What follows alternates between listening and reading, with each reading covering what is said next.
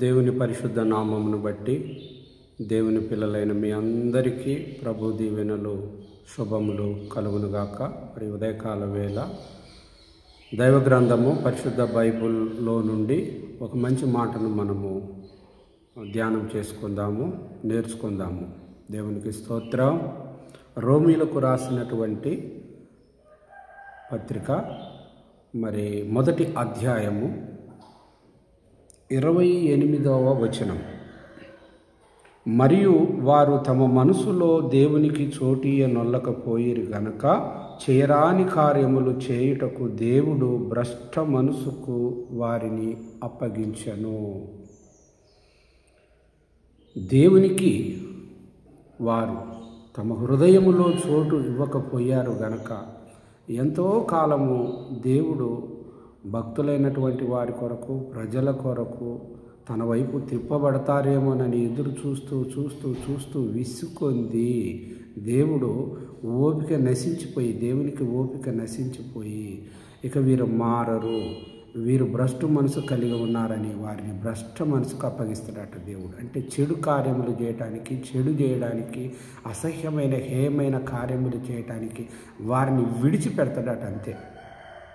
ఉదాహరణకు యోనా ప్రవక్తను పంపించి నీనివే పట్టణస్థులకు మరి నీవు ప్రకటించుము అన్నప్పుడు యోనా ప్రవక్త వెళ్ళి ప్రకటించినప్పుడు వారు మారు మనసు పొంది మరి వారు తగ్గించుకొని వారి పిల్లలు, పెద్దలు, పశువులు అందరూ కూడా మరి ఉపవాసం ఉండి మమ్మల్ని క్షమించుము అని దేవునికి బూడిద నెత్తిన పోసుకొని గోనె పట్ట ధరించుకొని వారు దేవునికి చేతులెత్తి ప్రార్థన చేసి క్షమాపణ వేడుకున్నారు.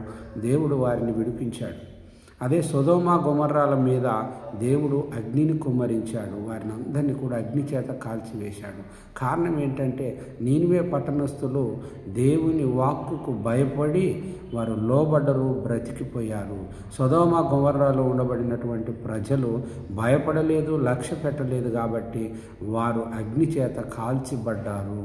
కాబట్టి భూమి మీద ఉండబడిన మనుషులను దేవుడు గమనిస్తూ, పరిశీలిస్తూ ప్రతిరోజు వారి కొరకు కనిపెట్టుచున్నారు. ఎందుకంటే ఈరోజు కాకపోతే రేపు, రేపు కాకపోతే ఎల్లుండి, కొన్ని దినాలకైనా వీరు మారు మనసు పొందుతారు, నా వైపుకు త్రిప్పబడతారు, నా నామ మహిమను వారు తెలుసుకుంటారు, నా ద్వారా వారు మేలులు పొందుకుంటారు అని ప్రభు ఎంత ఎదురు చూసినప్పటికి కూడా వారు దేవుని తట్టు త్రిప్పబడటం లేదు. కానీ లోకాశల్లో, నేత్రాశలో, జీవపుడంబపు కోరికల్లో, భయంకరమైనటువంటి బలహీనతల్లో పడిపోయి ఈ లోకంలో ఏదో ఉంది, ఈ లోకము శాశ్వతము అన్న భావంతో వారు పరుగులు పెడతా ఉన్నారు. కానీ పరిశుద్ధతను, ప్రభువును, దేవుని సన్నిధిని వెతికే వారిగా వారు లేరు.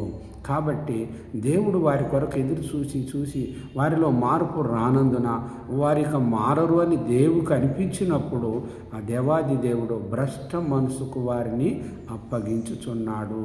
అంటే భ్రష్ట మనసు అంటే చెడు హృదయము, చెడు తలంపులు కలిగిన ఆ ఉద్దేశానికి ఇక మీరు అంతే, మీరు అలాగనే ఉండండి, మీ ఇష్టానుసారంగా మీరు బ్రతకండి అని దేవుడు చేయి విడిచిపెట్టుతున్నాడు. ఒకవేళ దేవుడు చేయి విడిచిపెడితే మనం బ్రతకగలమా ప్రియులారా? దేవుడి సహాయం లేకుండా ఈ లోకంలో మనము బ్రతకగలమా? ఒకసారి ఆలోచన చేయండి. దేవుడు మనకు గొప్ప సహాయకుడు. ఎవరినైనా ఏదైనా సహాయం కావాలని మనం అడిగితే ఏదో ఒకటి ఆశిస్తారు వాళ్ళు, లేదా రిటర్న్ మనం చేస్తాం ఈరోజు, రేపటి రోజున మళ్ళీ వారి చేత పుచ్చుకుందామన్న ఉద్దేశం చేతనే వారు సహాయం చేస్తారు. కానీ వారు ఇచ్చి గిఫ్ట్ లాగా ఇచ్చేసి మరలా ఆశించకుండా ఉండే ఆలోచనలు అయితే వారికి ఉండవు.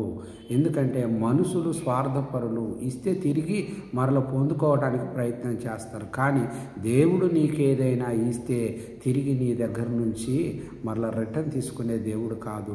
ఆయన కృప శాశ్వతమైన కృప. ఆయన ఏది ఇచ్చినా కూడా ఉచితంగానే అనుగ్రహించే దేవుడు. కాబట్టి దేవుని దగ్గర నువ్వు పుచ్చుకోవడానికి ఎదురు పెట్టుబడి పెట్టే అవకాశం అవసరము లేదు. లేదు. దేవుడు ఉచితంగానే నీకు ఇవ్వడానికి మరి దేవుడు ఉన్నాడు. కాబట్టి దేవుని వద్ద మరి నీవు తగ్గించుకొని ప్రార్థన చేసి దేవుని యొక్క చిత్తమును అనుసరించి నడిచినప్పుడు దేవుడికి నీకు సమస్తము నీకు అనుగ్రహించడానికి సిద్ధముగా ఉన్నాడు.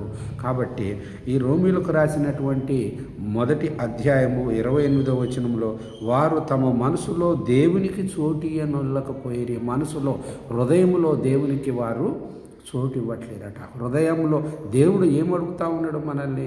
నీ హృదయము నాకు ఇవ్వు చాలు అంటా ఉన్నాడు. ఆ హృదయాన్ని వారు ఇవ్వకుండా వారి ఇష్టానుసారంగా బ్రతుకుతూ విచ్చలవిడిగా బ్రతుకుతూ మరి వారు చేసే పాపములు చేస్తూ కంటిన్యూగా అపవిత్రముగా మరి భ్రష్ట మనసు కలిగి వారు జీవిస్తున్నారు. కాబట్టి ఇక మీరు మారరు అని దేవునికి నిర్ధారణ అయినప్పుడు ఇక దేవుడు కూడా ఓపిక చాలించుకొని ఇక వీరిని భ్రష్ట మనసు కంటే వీరు చెడ్డ వాతావరణాన్ని కోరుకుంటున్నారు కాబట్టి ఆ చెడుకే బానిసలుగా వీరిని వదిలేద్దామని దేవుడు కూడా చేయి విడిచిపెట్టే సందర్భాలు వస్తవి. కాబట్టి ప్రియులారా, మన పాపములు ఒప్పుకుంటే పాపం వైపు మరల వెనక్కి తిరిగి చూడకూడదు. అదే నిజమైన మారు మనసు. ఒకవేళ మొదట నువ్వు ఏ స్థితిలో ఉన్నావో ఎలాగున్నావో ఇప్పుడు మళ్ళీ అదే కొనసాగిస్తా అంటే నీలో మార్పు లేదు. మారు మనసు, నిజమైన మారు మనసు నువ్వు పొందుకోలేదు. కాబట్టి నిజమైన మారు మనసు నువ్వు పొందుకుంటే దేవునికి భయపడతావు. నిత్యం దేవుని కొరకు దేవుని ఆశ్రయిస్తావు. దేవుని కొరకు నువ్వు ఒక భక్తుడిగా చేతులెత్తి ప్రార్థన చేస్తావు, మోకరించి ప్రార్థన చేస్తావు.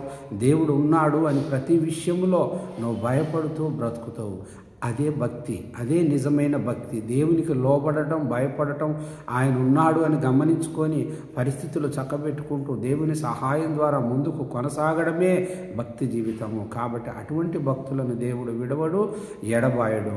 నా వద్దకు వచ్చి వారిని నేను ఎంత మాత్రము త్రోసివేయను. దేవుని మీద ఆనుకొని దేవుని చిత్తాన్ని గమనించుకొని ఆ వాక్యానుసారంగా నీవు నడిచినప్పుడు దేవుడు నీ చేయి ఎందుకు విడిచిపెడతాడు? నిన్ను ఎందుకు వదిలిపెడతాడు? దేవుడు నిన్ను ఎందుకు అపవాదికి అప్పగిస్తాడు? లేదా దేవుడు నిన్ను ఎందుకు పట్టించుకోకుండా ఉంటాడు? కాబట్టి ఆలోచన చేయండి. దేవుడే భ్రష్ట మనసుకు అప్పగిస్తాడు అంటే ఒకవేళ అపవాది చెడుతనములోకి తీసుకెళ్ళి మన జీవితాన్ని కొలాప్స్ చేసే అవకాశం ఉంది అంటే అది నమ్మవచ్చు.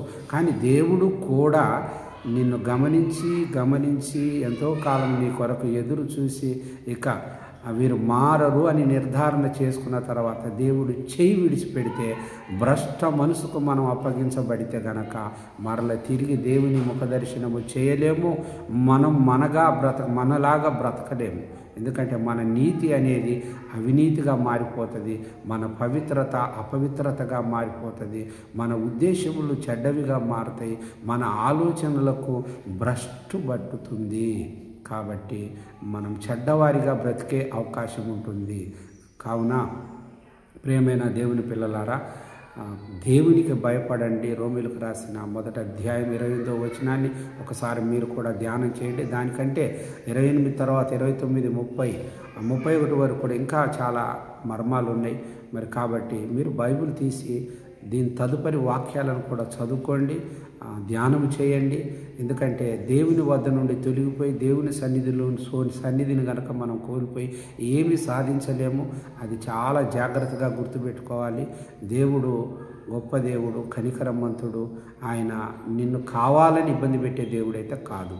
కానీ నువ్వు వినకపోతే చూసి ఎంతో కొంతకాలం చూసి పరీక్షించి అయినా నిన్ను మరలా క్షమించి తర్వాత ఒక్కరోజు ఒక నిర్ణయం తీసుకుంటాడు. మరలా ఎప్పుడు నువ్వు దేవుని సన్నిధిని చూడలేవు, దేవుని వద్దకు రాలేవు.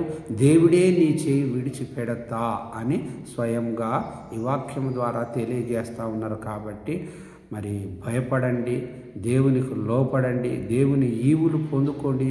మెండైన దేవుని కృపను మీరు పొందుకోవాలని కోరుకుంటున్నాను. మరి ఈ ఉదయకాలం ఈ దైవలేఖన వాక్యాన్ని మీ హృదయంలో ఫలింప చేసుకొని ఈ వాక్యాన్ని ధ్యానించి దీని తర్వాత 28 తర్వాత ఉండబడిన ఇంకా 2-3 రిఫరెన్స్లు కూడా చదివితే మనం ఏమైపోతామో ఎలాగుంటామో అక్కడ కింద రాయబడి ఉంది.